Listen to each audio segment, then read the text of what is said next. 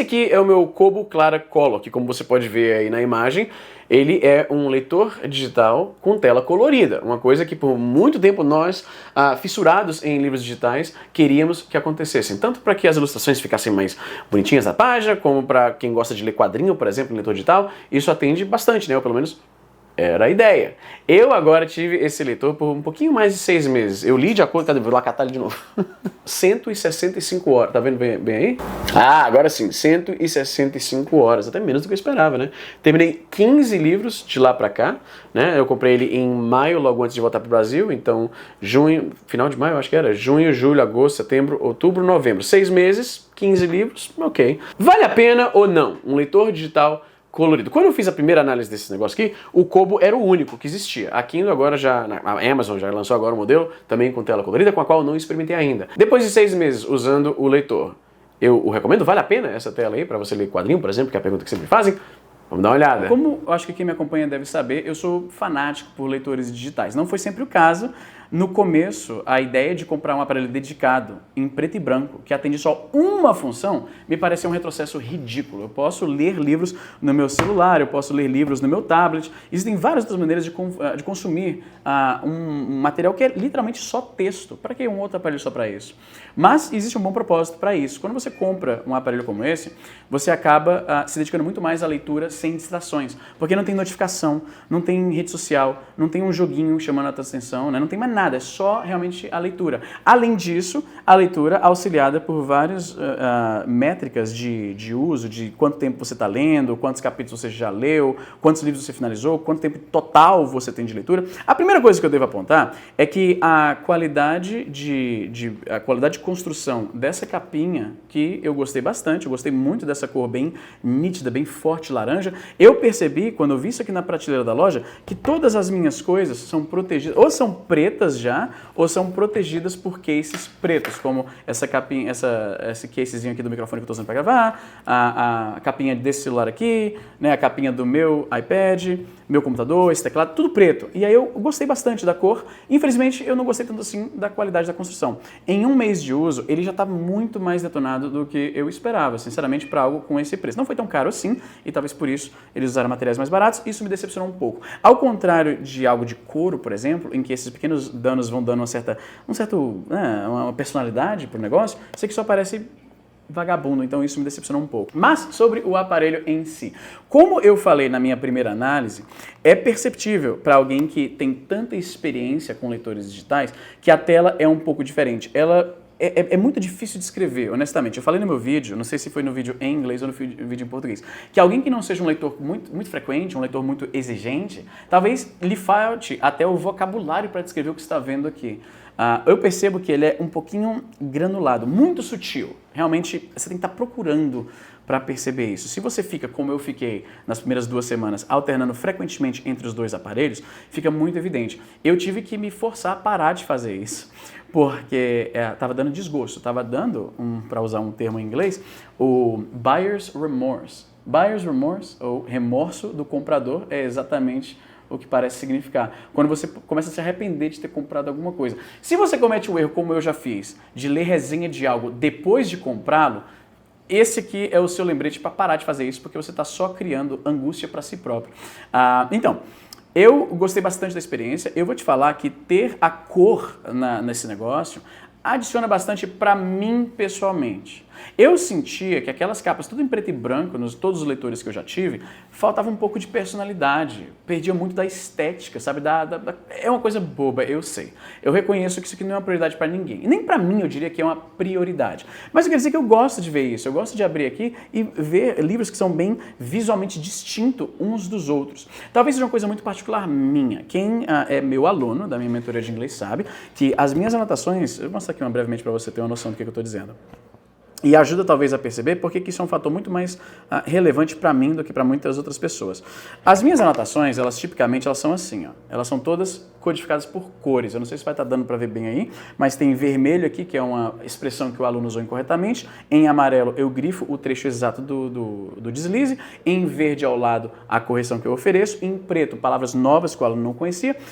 Em laranja eu contrasto 2 palavras que podem parecer sinônimos, mas não são. Um exemplo que eu sempre dou, isso aqui é um relógio de pulso, especificamente. Em inglês o nome disso é watch, mas isso aqui é uma máquina que diz as horas. Essa máquina que diz as horas, se não for do tipo que coloca no pulso, não é watch, e aí se torna clock. Clock é o que tem numa torre, tem no seu micro-ondas, tem no painel do seu carro. Isso é um clock, não um watch. Pra gente que só usa relógio, é às vezes fácil deslizar e usar o termo errado onde não se encaixa. Por exemplo, descrever como watch um relógio na parede. Então isso eu discerno, não sei se essa palavra existe, eu diferencio com laranja. O que eu quero dizer com isso? Para mim, orientar as coisas com cores é muito útil para você bater o olho e saber o que está vendo. Eu tô com o Trello aberto aqui, né, que eu trabalho junto com editores, e aí eu tenho um sisteminha de cores, o que cada legendinha colorida significa, para que todo mundo saiba em que processo do trabalho cada um tá. Olhando para o Trello, eu já sei qual eu trabalho com mais de um editor. Um editor está fazendo uma coisa, o outro ainda não começou com uma coisa que eu mandei lá, então eu tenho uma boa noção de, esse aqui está mais perto de sair. Eu posso ir lá e perguntar, esse aqui já começou, talvez ele esqueceu de mudar lá a cor. Então, essa categorização por cores é algo que eu acho muito agradável, eu acho, além da estética, né? Eu gosto de bater o olho aqui e às vezes eu não estou olhando nem para o título do livro direitinho, eu reconheço o livro pela capa, pela cor, né? Eu gosto até hoje, apesar do fato de que eu não compro livros físicos há muitos anos e provavelmente nunca mais vou comprar um livro físico na vida. Eu sei que isso escandaliza muita gente, mas é a preferência, é a escolha que eu tomei. Eu sei que para muita gente ter a coleção é uma coisa importante. Talvez esses são os que mais vão me entender, porque a coleção é em muito estético também, é um fator estético da coisa, né? Lembra que falava, não, que eu gosto de ter os livros na estante e tal. Eu admito que no passado eu já desmereci isso. Eu falava em tom de empáfia, de pedantismo mesmo, que quem gosta de papel é traça, eu quero informação, eu quero ter todos os livros. Alguém que tem transtorno de déficit de atenção e hiperatividade, a gente tipicamente tende a enjoar de algo muito rápido, perder o foco nas coisas. Então eu gosto de ter vários livros, porque se eu enjoei de um, eu dou uma pausa nesse aqui e pulo pro outro. E ao longo de 30 anos fazendo isso, pode ficar tranquilo que eu acompanho de boa. É a única forma que eu sei consumir livro. E isso atende melhor essa necessidade. E as cores trazem um pouco daquilo aquela coisa bonita de ter a coleção, né? De estar colecionando várias coisas. O preto e branco, ele acaba sendo muito mais utilitário. E aí, quem se empolga com essas questões mais da estética do livro, design que o artista bolou e tal, talvez te agrade, mas eu admito, um fator bem menor da experiência de leitura. O contraste do Kobo Color é inegavelmente menor. A tecnologia de e-ink colorida, como ela existe no momento, requer uma tela levemente mais escurinha, sabe? Ela não é tão branca que nem a tela do meu leitor anterior ou de todos os outros que eu já tive. Esse era o grande destaque de e-ink. Tendo dito isso, eu não diria que isso prejudica a leitura necessariamente. Eu tenho lido bastante e é o que eu imaginava no começo quando eu comprei. Esses pequenos detalhes que eu reparo, eles só se tornam mais pronunciados no contexto de alguém que leu por anos em leitores anteriores e o pior, estava nesse período de transição frequentemente retornando ao antigo. Então eu noto, né, que o antigo é bem, o papel, entre aspas, esse fundo aqui, ele é bem mais branco, sabe? E aí o texto preto contra esse contraste branco é bem mais nítido. Mais nítido não significa que a alternativa é ilegível, naturalmente. Então, como eu falei, eu estou gostando bastante da experiência, eu noto que é um pouco menos, o contraste é um pouco menor, eu reparo que, por exemplo, e aí a gente entra na questão de usabilidade. O contraste mais baixo acaba estimulando a pessoa a ligar o brilho um pouco mais, para atingir aquele contraste, né, aquela separação muito clara do texto e do papel digital atrás. Eu percebo nos meus testes que a tela desligada do meu Kobo antigo, ela é um pouco mais nítida do que a tela do Kobo Color, mesmo quando o brilho está consideravelmente alto ali, 30%, 40%, eu acho que era o limiar, onde os dois se tornam basicamente a mesma coisa. O que eu quero dizer com isso? Para ler o Kobo Color, você vai provavelmente usar mais o brilho do que em outras circunstâncias lendo os modelos anteriores. Isso é irrelevante quando você está direto embaixo de sol, assim, de sol, do ar livre, lendo com a iluminação do sol. Quando eu viajo para a praia e tal, aí a luz desligada não faz diferença nenhuma, pelo menos eu não lembro de notar nenhuma diferença. Né? E é isso, basicamente. Eu não tenho notado um grande impacto na vida de bateria, porque esses aparelhos, eles tipicamente já duravam muito, né? Então, não é uma coisa que causa muito problema, mas é isso. Eu gosto bastante do meu Kobo Clara, eu já estou pronto, eu admito, aceito, para vender o meu antigo. Eu não quero retornar ele, até porque toda vez que eu retorno para ele, eu noto os pequenos probleminhas dessa tecnologia como ela existe hoje. Então eu vou acabar colocando ele à venda, até para resistir à tentação de ficar dando uma olhadinha, deixa eu ver se era diferente mesmo assim. Toda vez que eu olho eu fico, nossa, mano. A certeza que isso me dá é que a próxima versão disso, provavelmente o próximo que a gente verá vai ser uma versão da Amazon. O próximo Kindle, eu suspeito, vai ter algo parecido. Essas empresas sempre estão muito próximas uma da outra no desenvolvimento de algumas tecnologias, né? Às vezes eles compram dos mesmos fornecedores de certas coisas e isso faz com que eles tenham uma noção do que o competidor está planejando. É assim que a gente tem acesso a muitos vazamentos, né? Vem disso, vem do fato de que a empresa que fabrica essas coisas, ela é bem mais silenciosa. Agora, fornecedores, pessoas que trabalham para esses fornecedores, às vezes têm, né, são mais fofoqueiros, digamos assim. Eu suspeito, se eu fosse apostar, de repente eu estou falando isso sem saber que já foi anunciado até. Eu não vi nenhum anúncio recente. Mas o próximo Kindle, se você prefere Kindle, se você já tem várias compras na loja do Kindle, se o Kobo não é uma opção interessante para você, porque eles não estão mais presentes oficialmente no Brasil e tal, isso não me afeta, até porque o Kobo, eu sempre respondi que não há uma grande vantagem entre Kobo e Kindle. Eu prefiro o Kobo, como todo mundo, né, que morou no Canadá por muito tempo como eu, porque eu sempre tive Kobos, eu sempre comprei na loja do Kobo. Então, mudar agora significa que eu vou ter que abandonar vários livros que eu já comprei. Isso mantém a pessoa no ecossistema. Agora eu posso dizer de forma mais direta que, na verdade, existem alguns benefícios que o Kobo tem sobre o Kindle. Um deles é a facilidade de você colocar nele livros que você pegou de qualquer lugar. Compras legítimas ou não. Para muita gente, isso torna o Kobo automaticamente mais interessante. Agora, você tem um Kobo, pelo menos por alguns meses a mais, eu diria, antes do Kindle, que eu acho inevitável que vai ter Kobo também.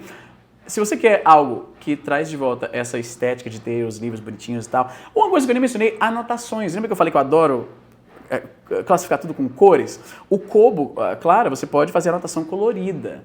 Então, eu gosto bastante disso. Eu tenho lido livros e eu tenho tentado escrever sobre os livros que eu tenho lido e ter um registro de todas as anotações, ainda mais com cores diferentes, significando contextos diferentes, né?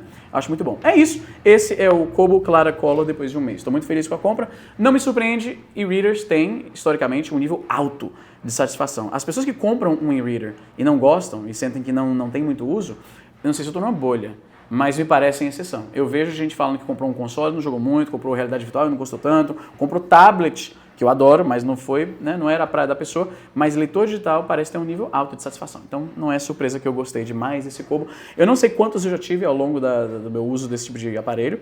Eu tive uma parceria com a Cultura na época, que eles eram os revendedores oficiais da Kobo no Brasil, e eles me enviaram 3 modelos diferentes, então eu tive vários, além dos que eu mesmo comprei. Então eu sou fiel à marca, gostei demais desse modelo, apesar de todos os seus problemas. É isso, gente. O que você achou? Se você tiver alguma dúvida específica, coloca aí que eu vou responder. Eu não abordei muito isso porque realmente meu uso disso é zero, mas para quem se empolgou para usar isso aqui para ler quadrinho, eu não recomendo. Eu acho que, a menos que a sua experiência com quadrinhos seja os quadrinhos que saem em formatinho, tipo dos anos 90, no Brasil a qualidade da impressão do quadrinho historicamente não era muito boa, parecia um papel de jornal. Então, se a sua lembrança de ler quadrinho era isso, que tem baixo contraste, né, uma saturação muito baixa, a baixa saturação e contraste das cores das páginas de quadrinho nisso aqui talvez não te incomode. Eu, pessoalmente, tendo iPad, eu nunca vou ler um quadrinho nisso aqui. Enfim, é isso. O que você acha? Coloca aí embaixo. Se você tiver alguma dívida, se tiver alguma dívida, eu não posso dizer nada pra você, mas eu tenho visto propaganda frequente do Serasa falando sobre lavar o nome lá, então isso não é propaganda, tá? Mas se você tiver em dúvida, coloca aí embaixo que eu respondo você. Valeu? É isso, gente. Até a próxima.